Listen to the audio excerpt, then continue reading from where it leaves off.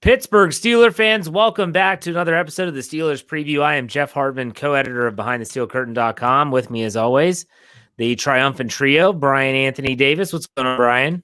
I am feeling groovy, ready to roll, my friend. Steelers on their way to 6-0, possibly. We shall see. A lot to talk about there. Mr. David Vonghammer Schofield, what's going on? How are you tonight? Hi, I'm here. I'm with you guys. We got a big game coming up. Let's get to it. Let's talk about some news. Guys, talking about this week of news in the Steelers, is there anything that, popped out, so to speak? Something that stood out? Bryan, anything with you leading up to the game?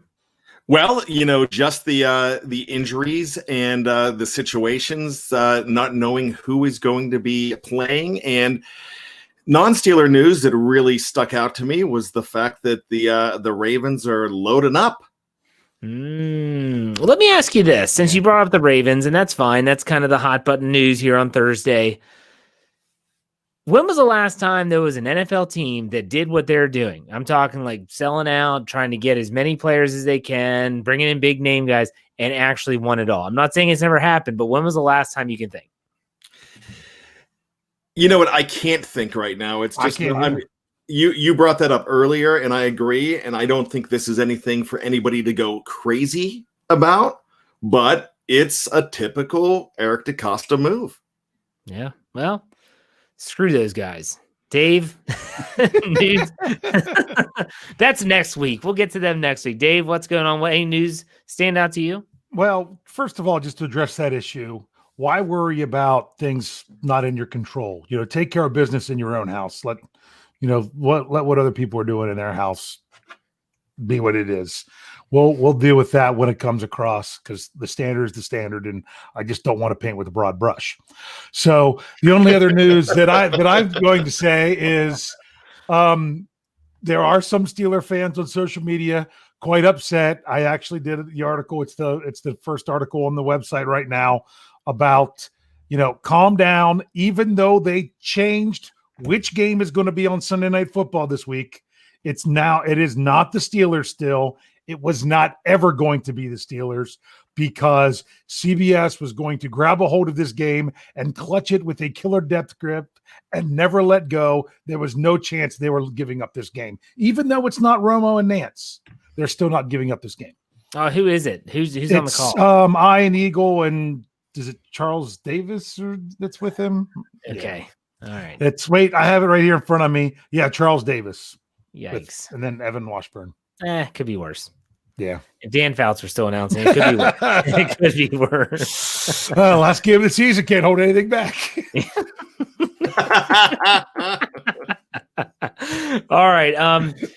For me, my news is going to lead us into what the first topic I really want to talk about tonight in this preview. As we look ahead to week 7, 5-0, it's going to be big.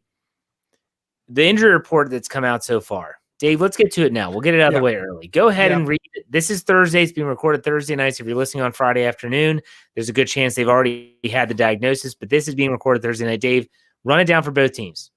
Yeah, because that was the other news I was going to talk about, is that the Steelers have not made a move yet. Shockingly. So their lack of news is news. But when did they didn't move Zach Banner to IR right away either? It was Friday or Saturday. I think it was Friday, even remember. After the injury report. I can't recall. But they didn't, because mainly it's COVID. It's COVID and exactly what they're going to do for the week and whatnot. I personally believe that if Stefan Wisniewski's coming back for this week, there's no reason to bring in another player that you're probably not going to play. Why have to cut a guy off the 53 to then try to get on the practice squad and then cut a practice squad guy?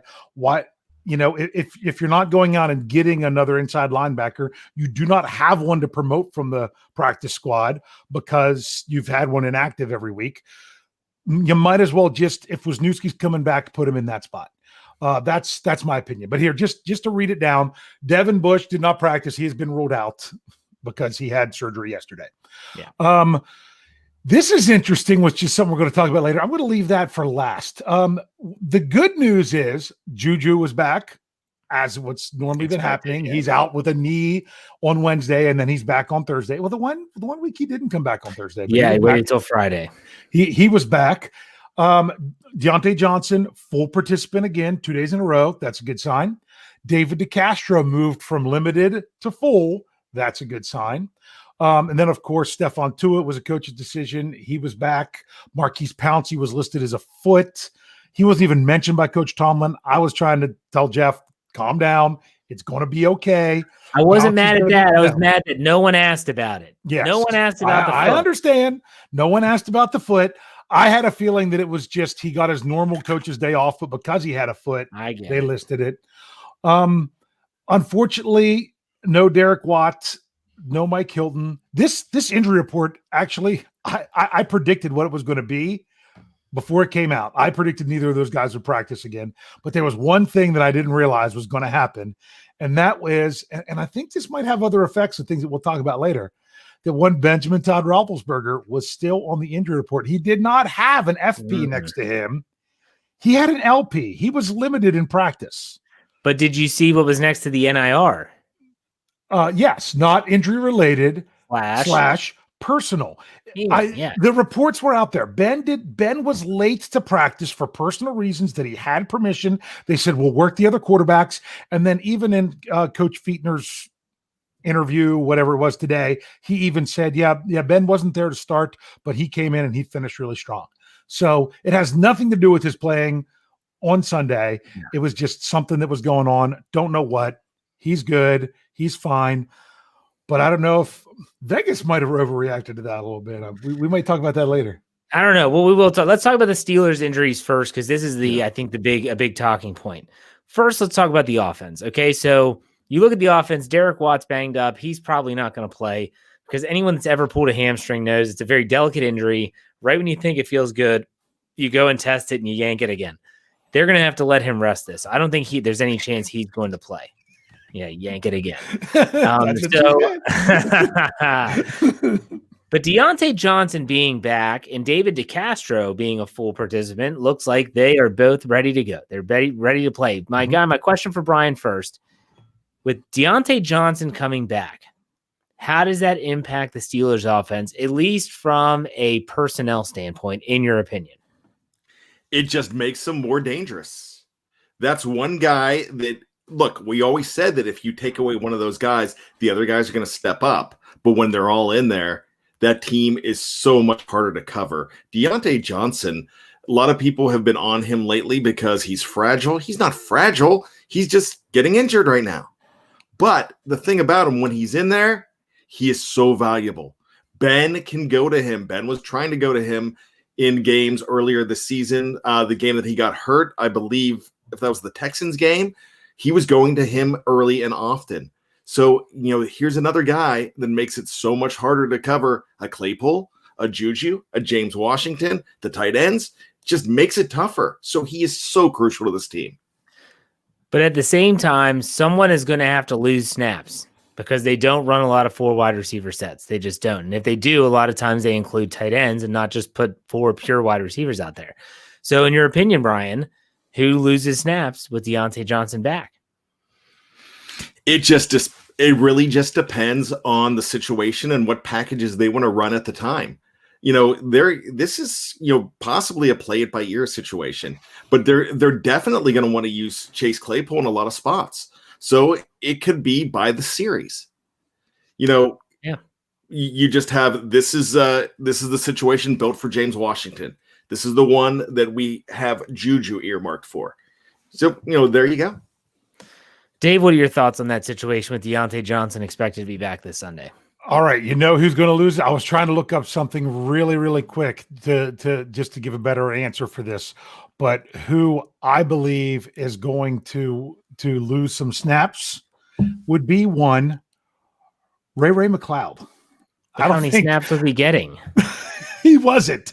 But what I'm saying is he's going to have a few. I think everybody's going to lose a little bit, and they're going to figure out who's doing well, who's got the better matchup, who they can play where.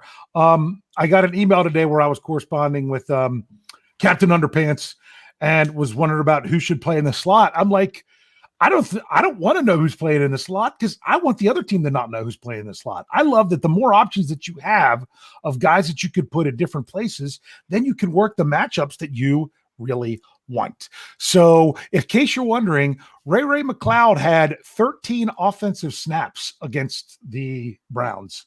I could see that go down to 0 or 1. You know what I'm saying? No offense to Ray. It's just something's got to give. So it's probably going to be Ray. It's probably going to be Ray. No, but and that's why I don't think you're going to see a major reduction in Chase Claypool. I think if anyone has to absorb it more, it might be James Washington, but it really depends on what matchups they ended up. They think they can scheme and they think they can get. And then it's not just what you plan on, but also how it's working that day. You know, speaking of snap totals, I don't know if people know this. Jeffrey Benedict writes this article for us every week.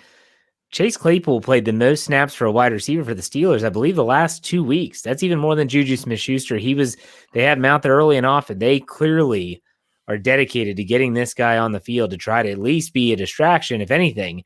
And if they're not going to put a focus or an onus on him, then he's just going to win that matchup as seemingly every single time he steps on the field. It's a good problem to have, talking about Deontay Johnson being back. The more versatile, the more dynamic, he brings an element that the other receivers don't. Even Ray McCloud, his route running, his ability to create space, he is a unique beast amongst the other guys on the wide receiving core. And with him out there, boy, is it more challenging. And it looks like he's going to be back. Now let's talk about the injuries on the defensive side. Completely different. We're talking about Devin Bush. We know he's gone. A lot of talk has been made of Robert Spillane, and rightfully so. Should preface this with Mike Tomlin did say in his Tuesday press conference that they do not expect Spillane to be on the field all 3 downs. They're just not going to do it. Now, as Tomlin did state, the Titans don't run a lot of sub-package offensive football. They are a line them up, run it down your throat, 2 wide receivers, the traditional personnel groupings. If that's the case, then maybe Spillane will play more. But ultimately, guys, how do you see this inside linebacker shaking out in terms of, do we see more Marcus Allen going down to the box, or do we see Ulysses Gilbert III playing defense for the first time this year? Brian, what are your thoughts? I think you're going to see more UG3, and you're also going to see some Marcus Allen in there. They're going to mix it up because they are not going to just have one guy fill in all the blanks. Go ahead. If they're not going to do it with Spillane, they're not going to do it with those other guys. The one thing that scares me is if they're going to go into this game thinking, well, I'm going to throw a bunch of stuff against the wall and see what sticks. Like, I feel like you have to have a plan in place. I hope they have a good plan in place. Dave, what are your thoughts on that inside linebacker? We'll call it just cutting up the snaps. I'm going to tell you, I can't even guess, because I think no matter what we guess, we're going to be wrong. I think the Steelers are going to do something out of the ordinary. I mean, think about it. Was it no, I can't even remember which game it was. I'm pretty sure it was the Eagles game and not last week. That it might have been last week, where Terrell Edmonds wasn't even on the field for the first defensive snap. It was Mike Hilton in place of him. So they can work different people doing different things, and they might cover it in a way that we don't expect, because what they really might want is something that the Titans don't expect. That's true. With that said, before we go on to Hilton's injury, does Spillane have the green dot, you think, this week, or do they give it to someone else? Dave, we'll go with you first. I think he's got it. I think so. Okay. Brian, you think he gets the green dot? Yeah, I really think he does as well. And if he doesn't, this man might. Sean Spence? Bring Sean Spence back off the couch. I was like, did he mean to say Sean Davis? I meant to say Sean Spence. Well, Isaac Aguilera puts $5 in the tip jar and says, I'm afraid the Steelers will be so focused on stopping Derrick Henry that Ryan Tannehill is going to kill us over the top. Isaac, you're not alone with that sentiment. Thank you for the tip, by the way. This is tying in with the next injury, and that's Mike Hilton. If you're asking me, he has not practiced Wednesday or Thursday. I don't think he's going to play on Sunday. Unless he comes back and practices Friday, he might be questionable. But when you're talking about an injury to the shoulder and the way that Mike Hilton plays defense, I don't see this being an injury that you can just shake off. So my question for you all is, in the secondary, if Mike Hilton isn't in and he's not playing, how are you absorbing it? Now, I do want to preface this with that the few snaps they had to deal with this with the dime defense against Cleveland, which wasn't often, after Hilton left the game because, as Dave said in his Stat Geek, they basically were running out the clock on themselves. The Browns were, because they were white flag surrender. They actually had Steven Nelson bump inside. Justin Lane played outside, and Cam Sutton stayed in his typical dime backer role. I'm not sure if that's what their plan is, but that's what they did. Now, with a whole week to prepare, it might be different. But, guys, if you're the one that's setting them up, Bryan, what are you doing? I'm going to Cam Sutton to give him the snaps, and I'm also looking at Sean Davis as well. I like that. Dave, what about you? I don't know that we're going to see much dime this game. Okay, but so do you just put Cam Sutton in the nickel and let him do everything that Hilton does? Okay. Yeah, I mean, I think that might be your better option, is to not use as much dime because of, like Isaac was saying, he's worried about them selling out against the run. But at the same time, you're also dealing with some injuries from the Titans that we can talk about here eventually too, that we'll see how that plays out.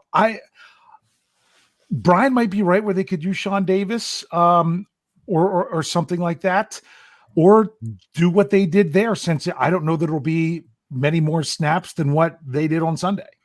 So I see this as more of a nickel game, of a base and nickel, more than a nickel dime and occasional base. That's just me.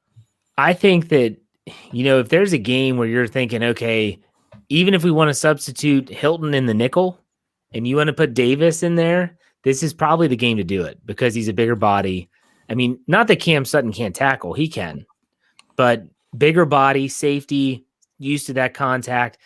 The thing about me is that I think about, well, most people forget that Sean Davis's rookie year, they had him in the slot. They actually used him as a slot cornerback instead of playing him at safety. And then I remember Tomlin, it's probably about after week 3 or week 4, he said, okay, we need him to focus just on safety. And they pulled him off of those duties. So he's capable. He played it in college at Maryland. I think this is the game, in my opinion, where if you're going to start utilizing the guy that you picked up from the Washington football team, this is the time to do it, because if Hilton can't play, and I'm not saying he's not, but if he isn't, those are big shoes to fill, because Hilton is extremely versatile from blitzing, the way he plays the line of scrimmage, and his coverage, everyone says is his Achilles heel. It's been better, in my opinion. It's been better. So let's talk, Dave, real quick about the Titans injuries. There's a couple worth noting that you just alluded to. Go ahead and read off the Titans injury. Yeah. Now, this is just today's. It doesn't have anything from yesterday's. But Jadeveon Clowney was back to full participant. Tight end Pruitt was due to illness. He was back to full. Tackle Isaiah Wilson was out for an illness. They just say illness. They're not saying anything. Everyone else that had been out was full, like tight end Jonnu Smith was full, some other players. But the big one that did not practice on Thursday was wide receiver A.J. Brown with a knee. And he was not listed on Wednesday. So he hurt himself either in practice Wednesday or somewhere in between Wednesday and Thursday's practice. That's a big, big injury. Bryan, what are your thoughts on that? A.J. Brown is phenomenal, if you ask me. This is a guy that when he plays, I picked him up in a 14-man league last year, and he won me the championship. That it's a hard win. It's a hard league to win, and he was just money every time he played. When he doesn't, you feel the difference. This team is so much better when this guy is in there. The title of this is you got to stop more than Derrick Henry. If A.J. Brown's not in there, the task gets a little easier because he is so dominant. I'm talking this guy has the potential not just to be a Pro Bowler, but an all-pro. I love him. Yeah, Dave, go ahead and give your thoughts on A.J. Brown missing practice, assuming, let's say, he does miss the game. As a Steelers fan, I am not – I'm going to pay attention to it. I'm going to be looking for it tomorrow, but I'm not putting anything in my mind until I see what happens on Friday. That's kind of how I go. I don't think, like with our own Steelers guys, didn't practice for 2 days. I don't think they're playing like Watt and Hilton. This was just one day on Thursday. It could have been kind of like what happened with TJ Watt the one time, where they kind of with his knee, and they're like, oh, let's give him a break in between there as we, let him rest it a little bit. So I think tomorrow, I mean, if he's questionable, that's huge. I wouldn't be shocked if he's back to a full participant with no injury designation. Can someone name, not in the live chat because they probably do, but anyone on the show, can you all name another receiver for the Titans that's not named A.J. Brown? Corey Davis. Okay, whoever that I is. was going to say Adam Humphreys. Whoever that is. But then the tight end is the Jonnu Smith, right? He's doing pretty good when he actually plays. I don't know. Yeah. Okay. That's the thing. Jonnu Smith is the real deal. Yeah, I thought so. These are not household names. I'm not saying they're not good, and I'm not saying they're not capable, but these are not household names. I think that for me, someone said Derrick Mason. I like it. Yancey Think Man. Yeah, there you go. Let me jump in real quick. Jeff, Nate Washington. Sorry.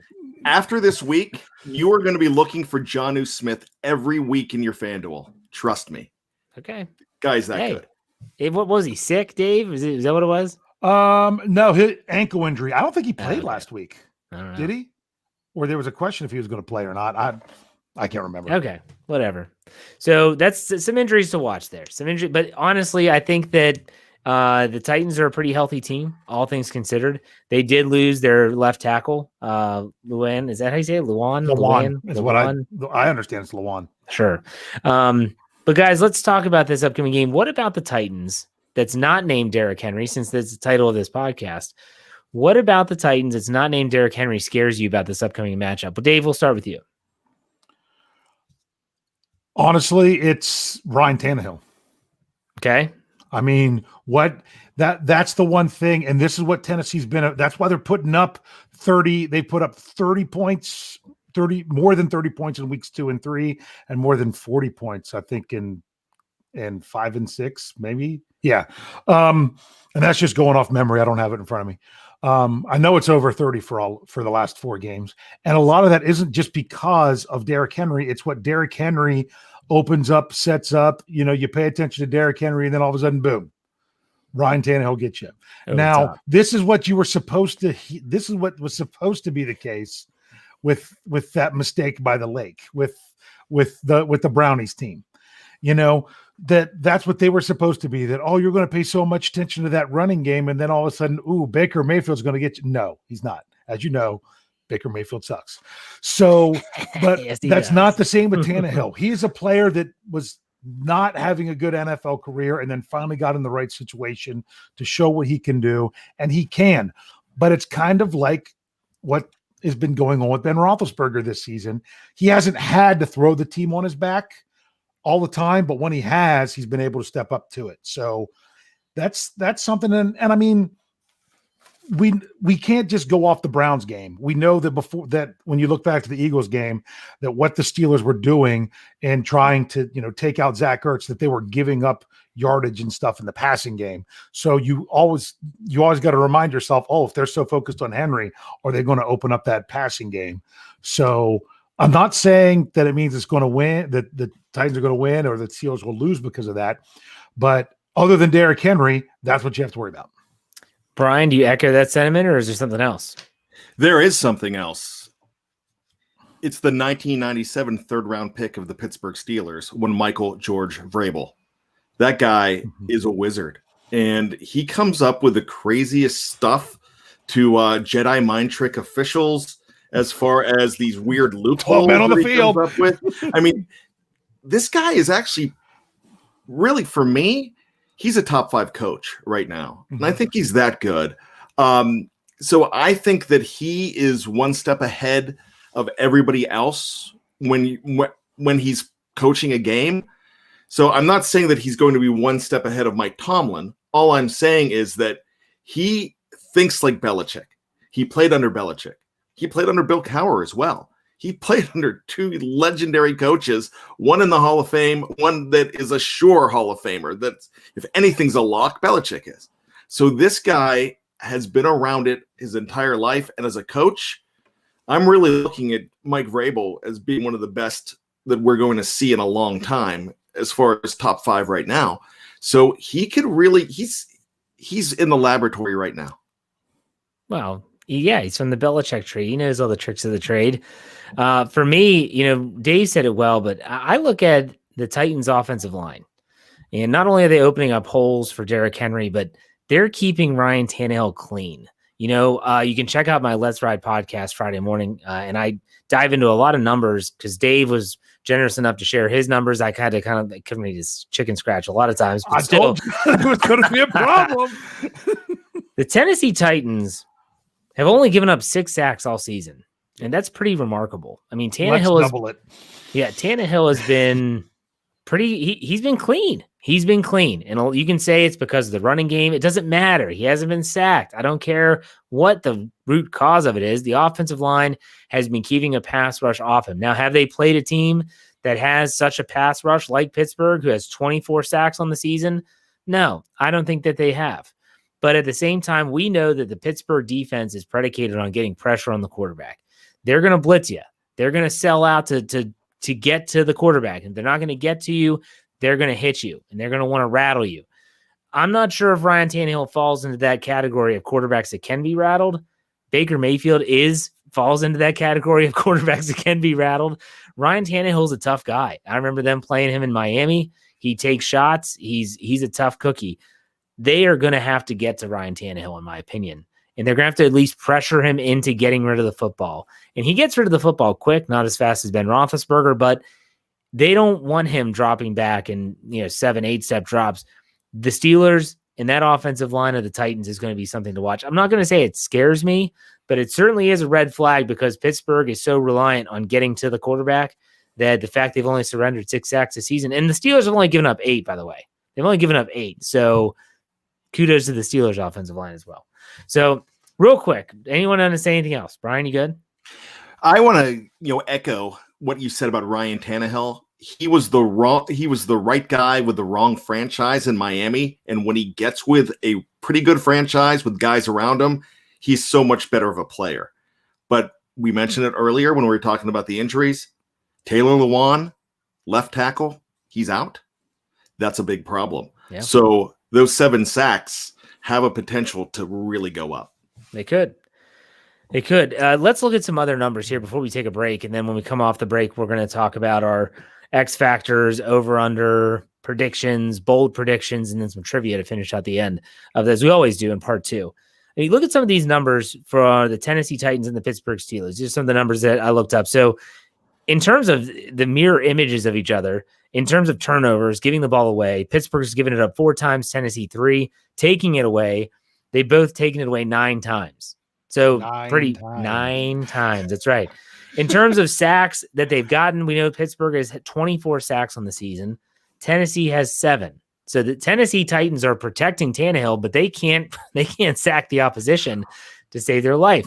I'm sorry, Dave. What are you saying? No, I was going to say no. With the answers that we gave of what scares us, notice none of us said anything on the defensive side of the ball. And I'm going to talk about that in the second half. But real quick, Ryan Jeffords puts 4.99 in the tip jar. Says we stop the run, we get up on the scoreboard, then Tano will have to drop back, and we'll get our sacks and flush them. That is the recipe for success. It's easier said than done. Put it that way. Stopping Derrick Henry. It's easy for me to say as a 5'9", 170-pound male. But for someone that has to go tackle that monster, that's a different species altogether. But let's look at some other numbers real quick. Points for. So points scored. The Titans have scored average 32.8 after 5 games. Pittsburgh's 31.2. Points against. Tennessee's giving up 25.2 points a game. Pittsburgh 18.8. Brian, what do you think about some of those numbers? The offensive scores, they're so close that really it's a wash, a push at this point. But that's a big disparity. That's a touchdown difference on defense. And that is huge. And how many times have you seen the Tennessee Titans win a game besides the Buffalo game by less than a touchdown? I mean, it's basically 3 points, 7 points here. Last week it was 7 points. They won by 3 points over the Vikings. So they play tight games. So that difference of what you give up, that is a huge deal. Dave, thoughts on these stats? You went over them beautifully in your Stat Geek. If you haven't checked that podcast, check it out. What are your thoughts on these numbers? It's funny because everything's so much about, oh wow, it's that Tennessee offense going up against that Pittsburgh defense. It's such a, clash of the Titans, literally. I guess we could say is, strength on strength. But really, what this game might really come down to is, will the Titans be able to stop the Steelers offense? Yeah. And that's what people aren't talking about. And I think that's going to be a probably more important than even the other one. And that's what we're going to be talking about in part 2 of the Steelers preview podcast. If you're listening in audio platform, right when this one ends, jump over to part 2 right below it, or wherever you're listening in audio platform. If you're on YouTube, don't go anywhere. We're not going anywhere. We'll be right back after this break. All right, Pittsburgh Steeler fans, Jeff Hartman here for part 2 of the Steelers preview. That's right, BehindTheSteelCurtain.com's podcast platform. Make sure you check us out wherever you get your podcast.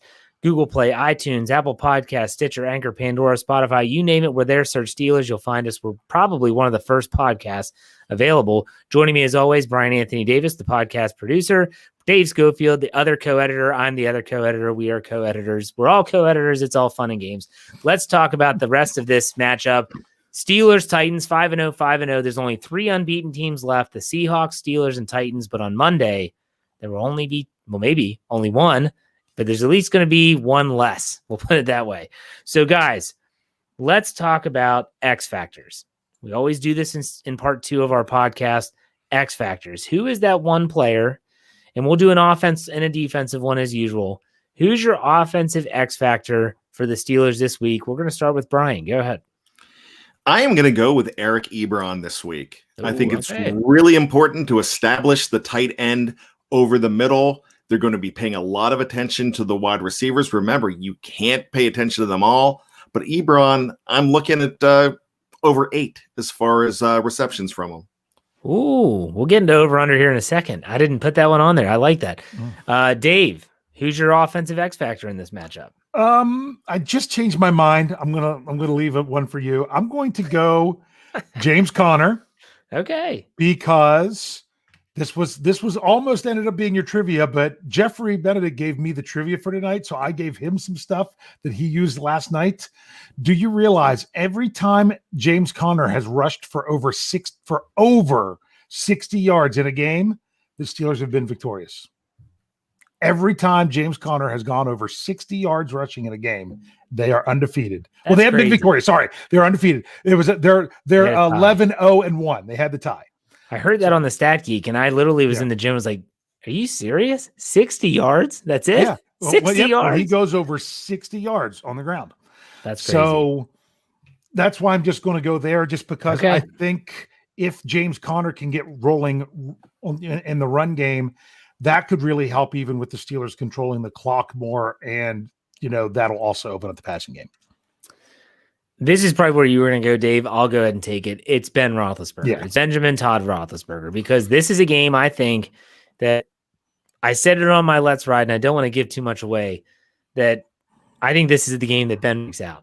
Everyone's talking about air yards and all this other stuff, and he's not doing this, and his deep passes aren't as good as it was, and blah, blah, blah, blah, blah. This could be the game that he shuts them all up, because I don't think that the secondary of the Tennessee Titans has what it takes to stop the Steelers offense. I don't think that the Titans defense in general has what it takes to stop the Pittsburgh offense. The Pittsburgh offense is so versatile. You said it, Dave, with Conner. Bryan, you said it with Ebron. You throw in the receiving core, and the fact that these guys can't get after the quarterback, that's a recipe for disaster for a defense. We'll get into our game predictions later, but my X factor for the offense is none other than Big Ben, because he is the linchpin, the straw that stirs the Steelers' drink on offense. So let's go to defense now. Bryan, will stick in the same pattern. Who's your defensive X factor? Dave's pissed. He thought I was going to go with him. Yeah. You know what? I would love for you to go to Dave first. All right, because Bryan doesn't have an answer. Okay, because I have 2. I have an answer. Go ahead, Dave. My answer, believe it or not, I'm going to say Terrell Edmunds. Because I think he's going to be called on to help cover for the loss of Devin Bush a little more, which I know some people might disagree with this. I think Terrell Edmunds is having a great year. Yeah. And the biggest reason Terrell Edmonds is having a great year is that they're putting him in situations that plays to his strengths and not putting him in situations that are dealing with his weaknesses. So by doing that, he's playing well. It's a better all-around defense because of it.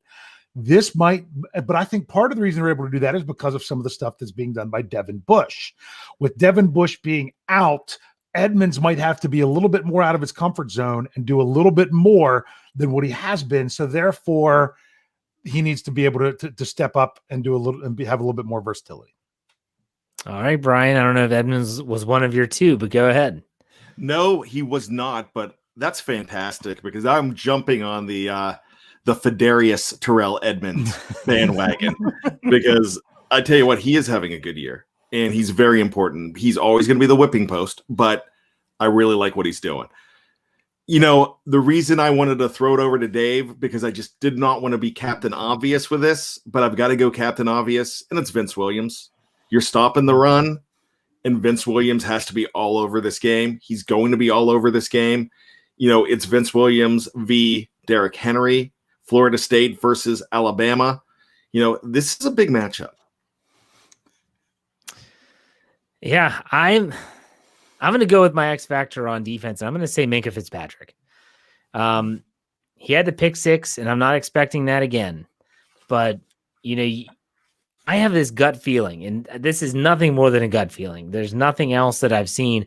I would not be shocked if the Tennessee Titans come into this game and they're thinking just like the Steelers were in 2005 going into Indianapolis.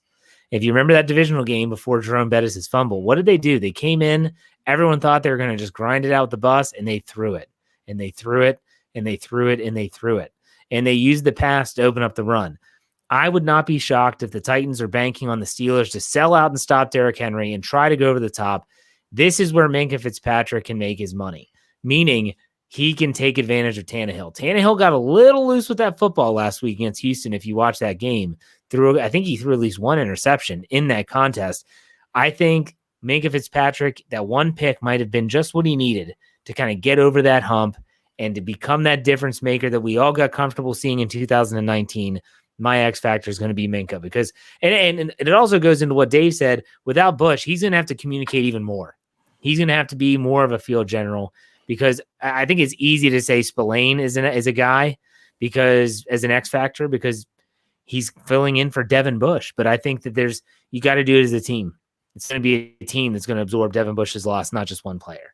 So anything to add, Brian? You good? No, I love it. All right, very good. Let's get into some over-under. Y'all ready? I did a little expanded version today. I got going. I was like, this is good stuff. I'm just going to keep going. Let's talk about individual player yards gained. Okay, this is Steeler offensive players yards gained. We have one Titan player. James Conner over under yards rushing 95. 95. Dave, go with you first. Over under. I'm going over. Ooh, okay, Brian. Higher. I'm going to say under, even though the Titans are surrendering. Let's see here. Their defense is not very good. 137 a game. I think we're going to see Anthony McFarland get a big run in this game. I don't know why. Gut feeling. But I think James Conner's a little bit under. We'll say 90. Enough to get us the win, though, Dave. We'll say it that way. Eric Ebron passing yards, 60. Now, Brian, you already predicted 8 receptions. Would any of those have them going over 60? Well, he said receiving yards. Come on. Shut up. Like, okay. Ebron's going back. He's dropping back. No, receiving yards, 60 over under. Brian, what do you think? I got to go over because typically the tight end position, Ebron's one of those guys that's going to average about 9 per reception. So if he gets his 9 per reception, and that's about 72. So let's take the over. Dave? I'm going to say barely under. I'm going to say he goes around, 50, 55 where he's been doing at times. I was going to say under, but then I saw, I think it was Brian Batko at Post-Gazette shared this clip of, I don't know what it was from, NFL Network something, where Eric Ebron was talking when he was with the Colts, and he was talking about the safety that they line up over him, and he told Andrew Luck, if he's over top of me and it's man coverage, throw the ball every single time. And this Titans player is still on the team, and he owns him.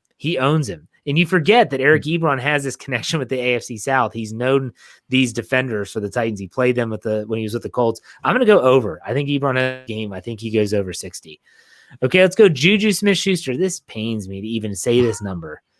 7? Receiving yard. No. Because he was under last week. I know. 50.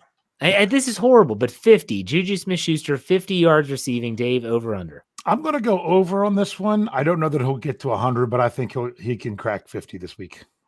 Bryan? Pains me. I got to go under. Really?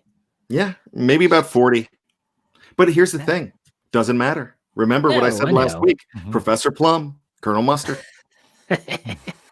Professor Plum. I'm going to go over. I think Juju's due for a big game. It might not be a big game that's 150 yards, but it should be more than 50. Before I forget, Roberto puts $4.99 in the tip jar. He says, guys, I'll take one for the team and give Devin Bush my ACL. Thank you, Roberto. We appreciate it. He'll need it for 2021. All right. Let's go Derrick Henry rushing yards. There's 2 with Derrick Henry here. Derrick Henry rushing yards over under 95. Dave? I'm going to go under. You have a number in your head? 75. Nice. Bryan? 95 over under? I am going to go slightly under, but I'm going about 90. However, I do want to ask you a question. Are we going to talk about touchdowns for Derrick Henry in this? Do you have that? I did not plan on it, but I can do that quickly if you want to do. I have another one about total yards. The next one's total yards. So you said under? Slightly under. Okay, I think he gets 90. Okay, I'm going to go under. I think he gets 70. Combined yardage. So this is receiving and rushing. We'll say 120. Dave? I'm going to go over on that one.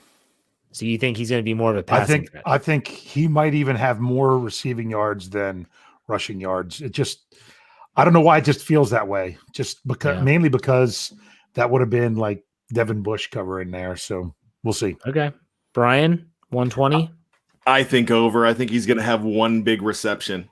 Okay. I think probably over there as well. I think I think they're going to use him more in the passing and try to get him in space because we know that the Steelers are good at stopping the run. We'll do Derrick Henry touchdowns. Let's say 1.5 over under. Bryan, what do you think? Over. He gets 2. Ooh, Dave. I'll go under with 1. I'm going to go under with 1 as well. Let's go Chase Claypool touchdowns. 1.5. He finished with 1 last week. Dave, what do you think? I called he would have 1, although, man, I blew that. I said, I don't know that he'll get any more rushing touchdowns this year after he had his 4 touchdown game. That's what I think I said that on StatGeek. But yeah, I'm going to go once again. I'm going to go under, but I'm going to say 1. Bryan? I'm saying 1 as well. And I think he gets a lot of rushing touchdowns this year. I'm going to go over with 2. I'm going to go over with 2. Let's go Ben Roethlisberger touchdowns. Over under 2.5. Dave. Under. Okay. Bryan. Over. Gets 3. I agree with Bryan. Over 3. Wait till we get to Bold and Bizarre. That's okay. I think I know where you're going with this. Okay. Steelers sacks on Ryan Tannehill. Over under 3. It's crazy when you think about it because they've only given up 6 all season, but we know the Steelers, they like to get after the quarterback. Ryan Anthony Davis, what do you think? Over under 3? Over 5. No Taylor Lewan, no soup for you. Soup Nazi. Dave Schofield, go ahead. I'm going to say over. I'm thinking it's going to be 4, but I really want to see 6 because I want to see them, since they only had 4 last week, back on that 5 average. I'm going to say push and say 3. I think they get 3 exactly. Takeaways. Pittsburgh Steelers taking the ball away 1.5. Dave. I'm going to go under with 1. I think they will take it away once. Bryan. I'm going to go under with 0. Okay. I'm going to say under as well. I think if they get any, it's going to be 1. What about turnovers? They did not turn the ball over against the Browns. So we're back on the good. Can we get a streak of not turning the ball over? I don't know. I have it set at 1. Dave, we'll go with you first. I'm going under. I'm thinking that they know they need to take care of the ball here. And they're just like last week. And I think they kind of understand the importance of it. So I think it's, I mean, if it becomes a shootout, then I think we're going to see turnovers on both sides. But I think I'm going to go under. Bryan, what do you think about turnovers for the Steelers?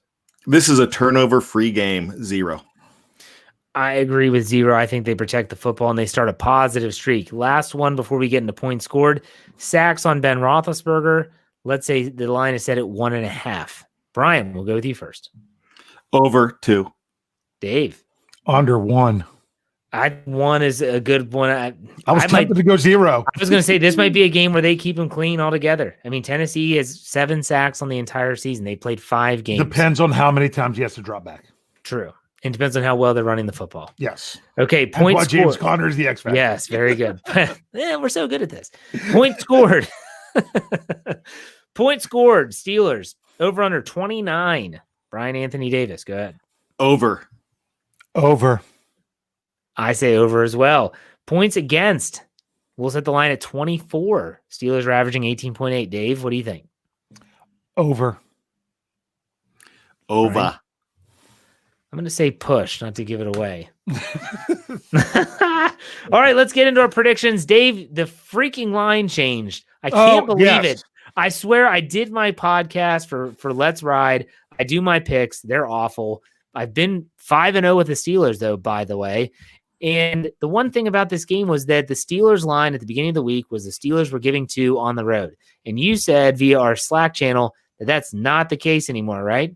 3-point flip today. 3-point flip in the other direction to where the Steelers, instead of being favored by 2, are now 1-point underdogs.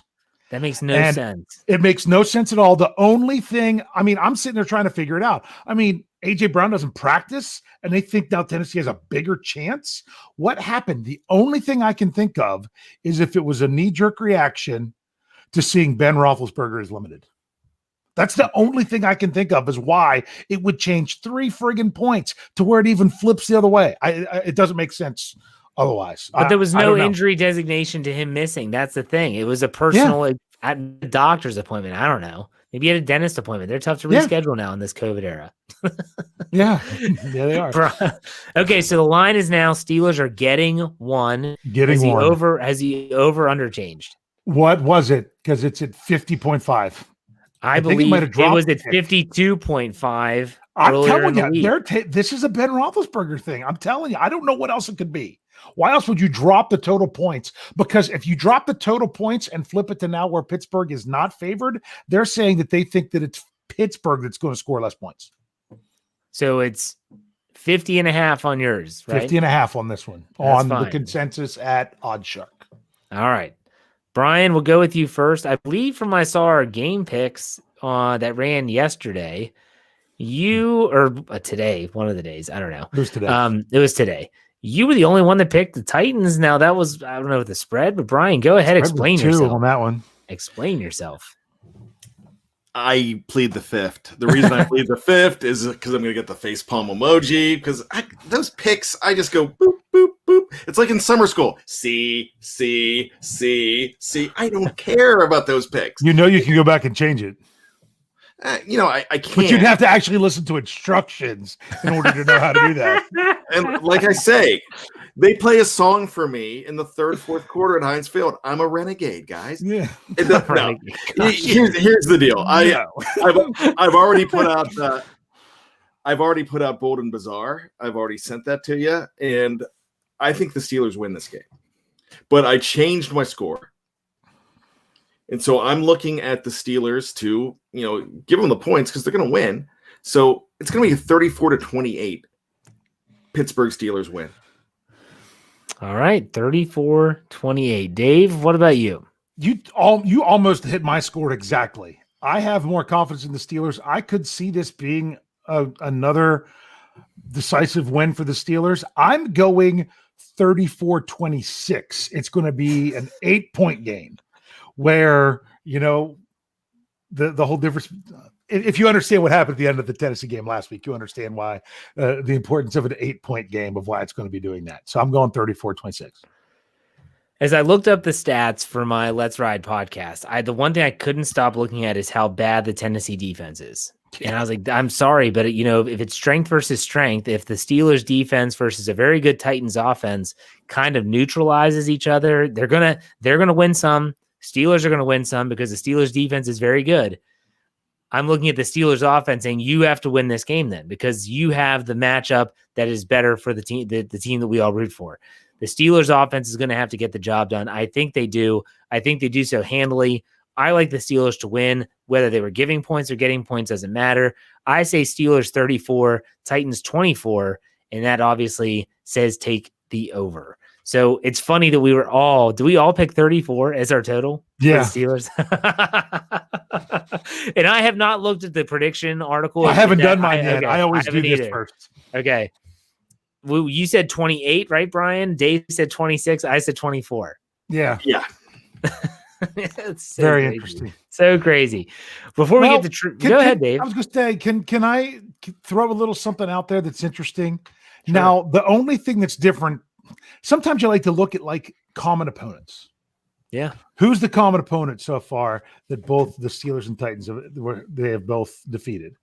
Other than you get the Denver Broncos, which Tennessee missed, 87 kicks against them. Yeah. So that made that one kind of difficult. But then more recently, the Houston Texans. Yeah. If you want to look at this, the Houston Texans, what did the Steelers do to the Houston Texans? And let's just look at the second half after adjustment games. They completely shut them down. 0 points for the Texans in the second half. You know how many second half points the Texans scored against the Titans? 26. And if they would have gone for 27, they probably win the game. The funny thing is, though, Dave, I'm glad that the Titans won. Oh, yeah. I mean, I want them 5-0. I want these two teams to know, which this is a crazy stat, that the last time two teams met this late in the season that were undefeated, the winning team always went to the Super Bowl. That's a statistic I saw from, I think, ESPN Stats and Info. Yes. So I want this game to be huge. I want the magnitude to be ramped up. I want Mike Tomlin to be reminding every single player in his locker room that this game should have already been over. That's what I want them to be. I want them to be pissed. I want them to still have some anger about what happened in week 4. Brian, go ahead. Yeah. They need to. Seattle has 2 losses. Yeah. No, they don't. Baker Mayfield sucks. You skipped right at that point. There was a blip on my screen. So no, I mean, I agree with everything you're saying. They need to be fired up. They are going to come in here. Yeah, I want them reminded that, hey, Eric Ebron, you're not going to your son's birthday party. You know why? Because of these guys. Because they were careless, and now they're playing the victim. Eric Ebron, go out and score 2 touchdowns. Go out and catch 27 balls and see that safety that you victimize. Victimize them again. The other guys, I want them to remember that they don't have the weekend that they had planned with their lady. They can't do that because you know why? Somebody, the linebackers coach, was careless on the Titans. They were doing what they weren't supposed to do. And we're saying, oh, I'm Mike Vrabel. Oh, gosh, we're being persecuted because of the COVID thing. No, Steelers, get angry, get mad, go after these bums. Amen. Amen, brother. Oh my. That's a good The rain was coming again. He knew it was coming. It was only a matter of time. It's inevitable. All right, let's go with let's go to our trivia section. Dave, why don't you go ahead? Okay. And then we are going to do Bold and Bizarre after this, though, right? Right. Yeah. Okay. Because we can't forget that one because that one's too much fun. Here's the question. This came to, like I said before, this came to me from Jeffrey Benedict. He threw me this question. I'm like, oh, I'm going to use that for trivia on Thursday. And then, of course, I fed him some stuff for their stuff last night. So it was a lot of fun. But the Steelers this past week, they scored over 30 points and had less than 300 yards of offense. Do you have any idea the last time they did that? I will give you a hint. And the hint is it was the same final score.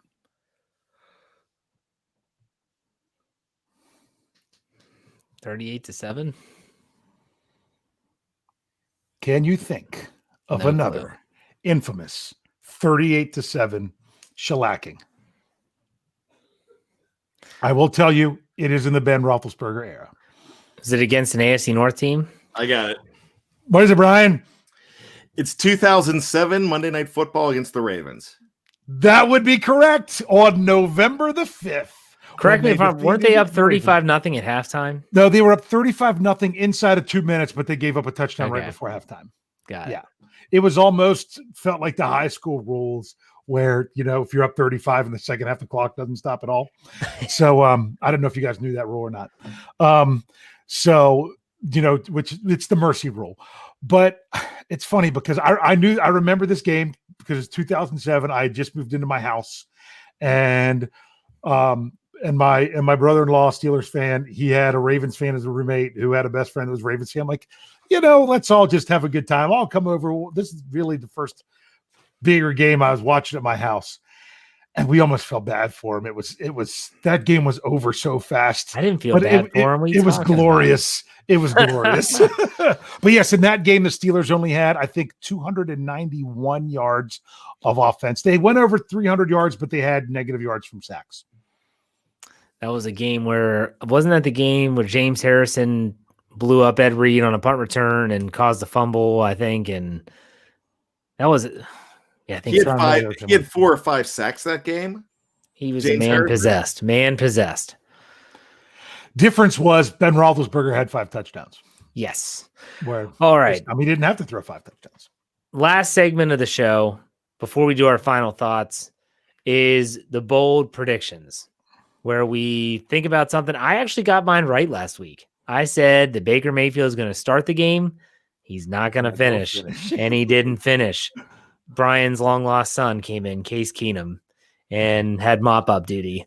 So, yes, be still your beating heart. Mine was almost as wrong as you could get. I said it was going to come down to the very last play of the game, and it was over almost after the first play of the game. Bryan, what was yours last week? Do you remember? I don't. I just know it wasn't about Bougie Smith-Schuster because you won't let me talk about Juju's dog on the show. But check out the article, Bold and Bizarre Predictions, because you'll get plenty of Bougie and plenty of co-editor in there as well every week. Oh, yeah, that's right, Dave. I didn't get to watch or get to read last week. Oh, so. He's up to some major chicanery this week. Yep. So yeah, it was a good one. All right, I'm ready for this. Go ahead, Dave. Go first. Okay. I've actually got 2 I'm going to do because I thought of the other one that I was going to bring up, and I'm like, I'll just bring it up then. The Steelers are going to get the quadfecta. They are going to score a rushing, passing, defensive, and special teams touchdown. Okay. Rushing. Is it Connor? Rushing. Who cares? Okay. Might be Clay. Okay. Rushing, passing. You said rushing, passing, receiving, and special defense and special teams. Wow. What's your other bold prediction? My other bold prediction is by the end of the 2020 regular season, you're not going to be thinking about this game as nearly as important as what it feels now. One of these teams is not going to be, it's not like this is going to be the one game that separates these 2 teams at the top. Huh.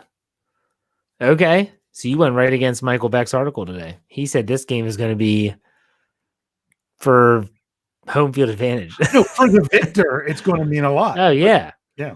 Okay. Bryan, what's your bold? It's not going to need as much. All right. That's a good one. That's bold. Without mentioning Bougie, what's your bold prediction? Yeah, I'm bummed. So I haven't done an impression yet. Oh, so God, please don't. This one's a really good one. No, it's not. I heard what Tony said about your Yinzer. Tony even said your Yinzer sucks. He's just too nice of a guy to tell you to your face that your Yinzer sucks. Just telling you. Oh, by the way, programming note. Yinzer is good, so if he thinks this one's good, it's going to be terrible. Programming note, Tony's fired. No, he said it on the air. I listened to your show, The Hangover. He goes, well, that needs some work. That's Tony's way of saying that was awful. That was awful. He's just too nice of a guy. 1982. Mr. T is Clubber Lang. Okay. Pain. Also in that movie, his great line was, I can't really use it here, but hey woman, why don't you come up to my hotel room and I'll show you what a real man's like. See, that's a good Mr. T. Yeah, but something. It's not terrible. Okay, thanks. No, actually, bold and bizarre prediction: 2 touchdowns. Deontay Johnson. Oh, okay. All right. My bold and bizarre, well, it's not bizarre. It's not really even that bold, I wouldn't think. I think this is a game that Ben throws for over 300, and I think he throws for 3 touchdowns. I think that this is a game where they're going to spread him out, and they're going to just try to pick that secondary apart. And unless he starts to get greedy, I don't see him stopping him. I think he throws for over 300. And he's typically played well against Tennessee, maybe not in Nashville, but against the Titans, he normally plays well. So keep that in the back of your mind. All right. Yeah. Dilly.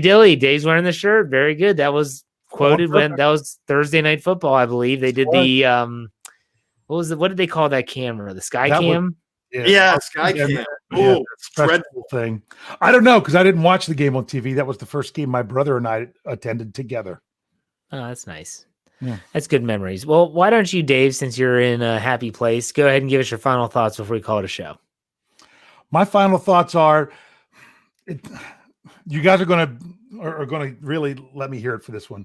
But if you look at the Steelers' second quarter of the season, their second 4 games, Browns, Titans, Ravens, Cowboys. This game, in my opinion, is the one that they are the most likely and the most negatively affected if they lose, just from a not necessarily from a standing standpoint, but just from a playing against a quality opponent standpoint. You don't want to lose your AFC North matchups, and you don't want to lose someone that's sucks so bad like the Cowboys.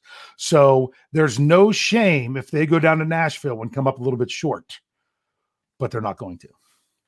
Okay, Bryan Anthony Davis, final thoughts. It's a 5-star matchup, not just because the Steelers are in it, but the Titans are really, really good. This is going to be a blow-to-blow match. They are going to be fighting it out. I think it's going to come down to the end. I really love what both teams are doing here. I have a lot of respect for the Titans. I know I went off on that rant earlier about the whole COVID thing, but what Mike Vrabel does there, it's a fantastic team. But the Steelers are the standard, and they are a better team, and we're going to find out this weekend. My final thoughts, I've said it before, I'll say it again. I trust Mike Tomlin in big settings more than I do in games where they are expected to win. And there's a lot of people that are saying this is a toss-up. That's what I like. Mike Tomlin will have his team prepared. They're on the road only the second time since week 1. Hard to believe. Here we are in week 7, and they're hitting the road for just the second time. But the Steelers are a very, very good football team. And if you didn't believe it, you should believe it after week 6. I look for them to keep the momentum going. They are definitely keyed in and focused on this game, and the fans should be excited. With that said, wherever you get your podcast, make sure you follow us. Wherever you are, if you're trying to find, you just fell on this. Hey, what's this show? Go to anywhere you get your podcast, search Steelers or Behind the Steel Curtain, and you'll find our podcast platform. Obviously, BehindTheSteelCurtain.com should be your one-stop shop for all things Steelers. Make sure you check out all of our other podcasts, everything from Bryan's Fact or Fiction, his Rooting Guide, which is already out there, and then obviously we have the weekend shows like the Touchdown Under, Tony's Brunch, you name it, and our post-game show is always our best show of the week. So with that said, have a great weekend, everyone. We will see you next week as we preview the game against the Ravens. That's right. Hopefully the Steelers are 6-0, and we're talking about a really, really big game again. In the meantime, have a great weekend, everyone. We'll see you next week. Hey.